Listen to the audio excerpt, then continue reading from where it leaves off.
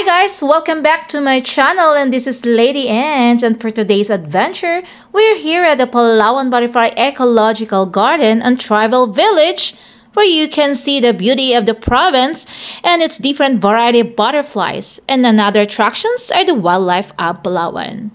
Behind the garden, guys, you will see and discover the tribal village where they will show you the traditional way of living. So guys, join me and enjoy watching.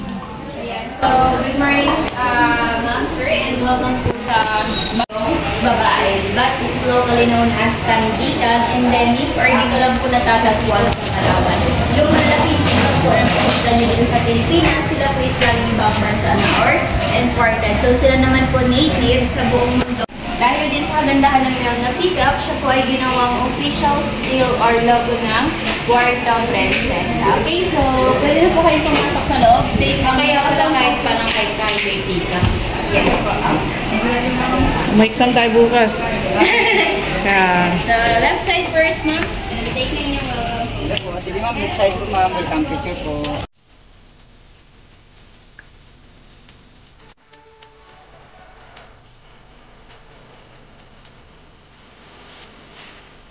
Mas maganda kina Kuya Buyak. Yung butter.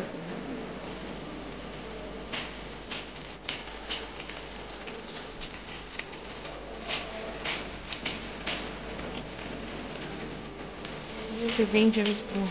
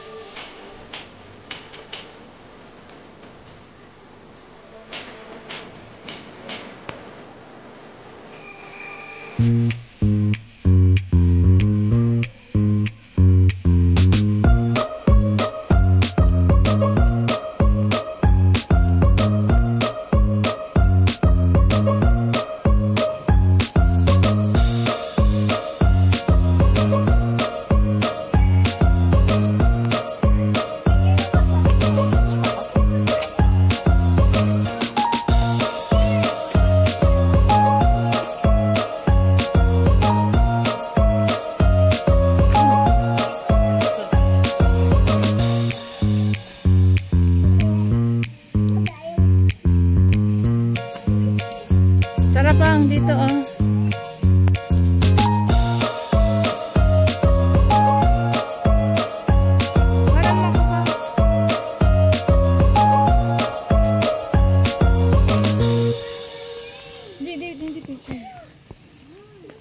Game.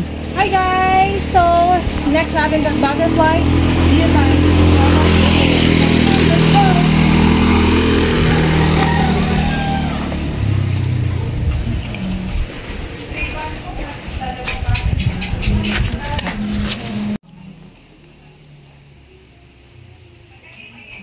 Long picture.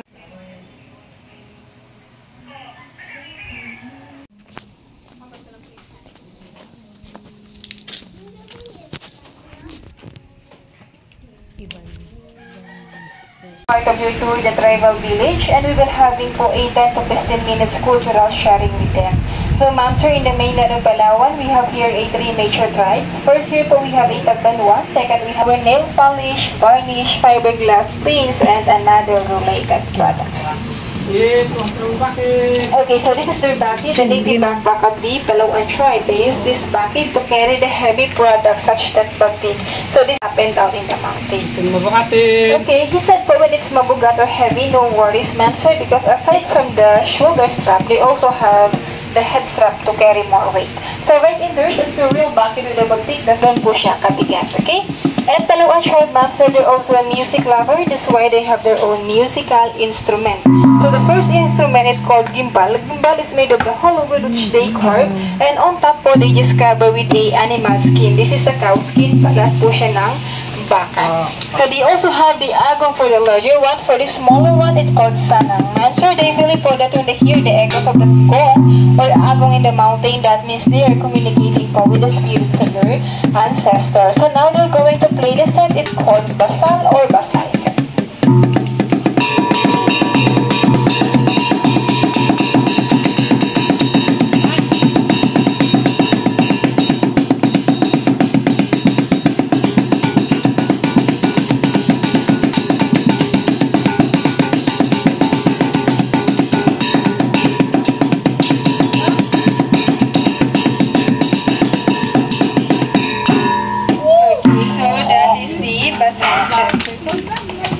Okay, so in here, ma'am, sir, they don't dance.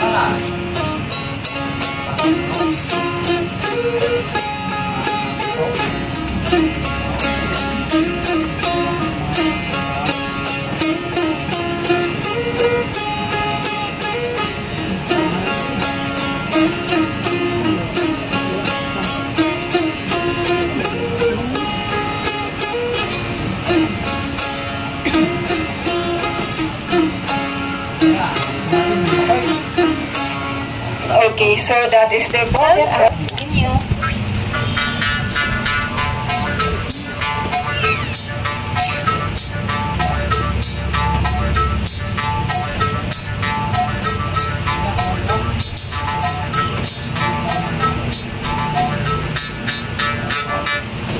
Okay, so that is the other diet. They have the two types of spear. This one is called ligit and this is the surayang. Ma'am, so when they have the target po, the surayang, just simple throw each other distance, and if they hit the target, the metal po will get stuck, and because of these two hooks, it will separate. So the purpose of this handle serves as an anchor or ankla so that the target will drop and no longer run. Basically, the use of the surayang for chopping, while the ligit, they use that one for follow-up kill. Okay, and back in the mountain, so whenever they hunt the bird and squirrel, they also use something to call or imitate the target. They call it tampios.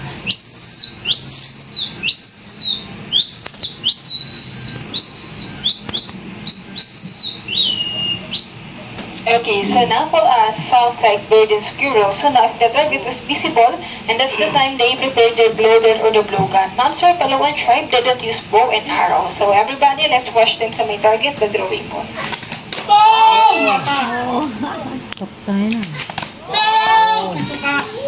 Okay, so now, by the way, ma'am, sir, that's how they hunt the big animals back in the mountains. So, of course, here, we discourage them to hunt. As you can see po, our environment is very limited.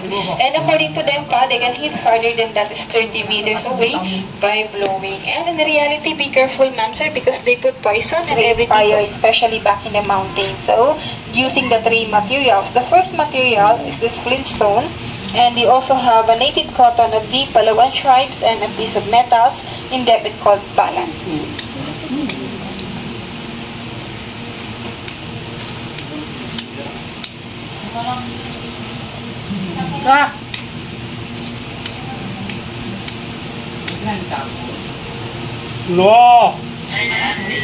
Okay, so you see a lot of spark earlier, ma'am, sir. The purpose of the cotton to catch the spark. When the smoke is visible, and that's the time that he need to put it in a dry leaves, blow harder until the fire will come out. So, yan po yung fastest way ng tribe on how they create fire, especially back in the mountain.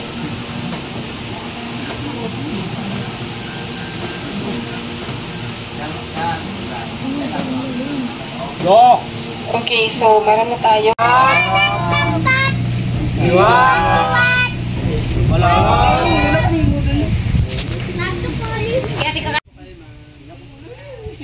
Pang.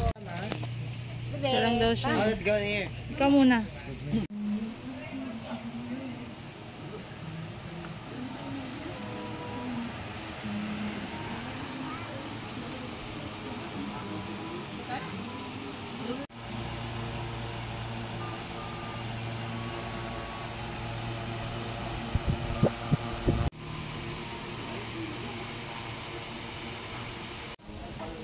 10, 11, 12, 1, 2.